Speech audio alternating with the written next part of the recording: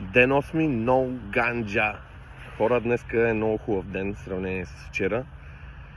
Затова реших да излезна тук в моето паркче да снимам днешното видео.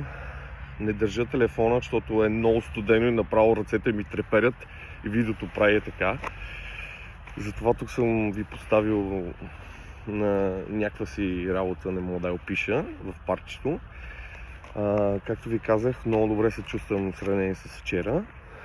Спах до преди малко, затова съм малко сънен и може би звуча малко така. Но да, днес не ме боли главата, защото си пих хапченцата. Чувствам се много добре, спах добре, хапнах към 12 на обяд. Аз правя такъв 16 часов пост всеки ден. И ям след 12 часа на обяд. Малко е студено и може би леко гласа ми трепери, но какво толкова. Сънищата са брутални. Значи всяка вечер ми е Netflix Premium Plus. Сериали, филми, страшно е. Но няма проблем, ако това са единствените проблеми, иди дой. Да, чувствам се идеално, чувствам се прекрасно, ръцете са потът, още, разбира се, мием ги по 30 пъти на ден. Но да,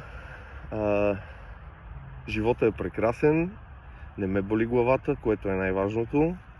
Благодаря ви много за лайковете и коментарите на вчерашното видео на дългото.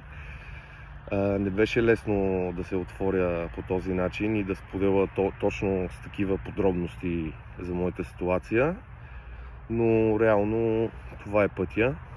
Искам да ви кажа, че много се мотивирам от тези видеота всеки ден. Нямам търпение да излезна да ги направя. И да, това е.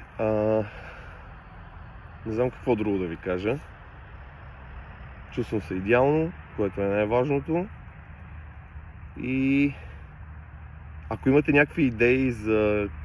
Не идеи ми, ако имате някакви въпроси, които искате да отговоря, може да ги зададете в коментарите. И това е от мен. Ще се видим в следващото видео, т.е. утре. Искам да поствам всеки ден, независимо какво ще ми изтрува. И така, не забравяйте, стъпка по стъпка, ден след ден. Peace!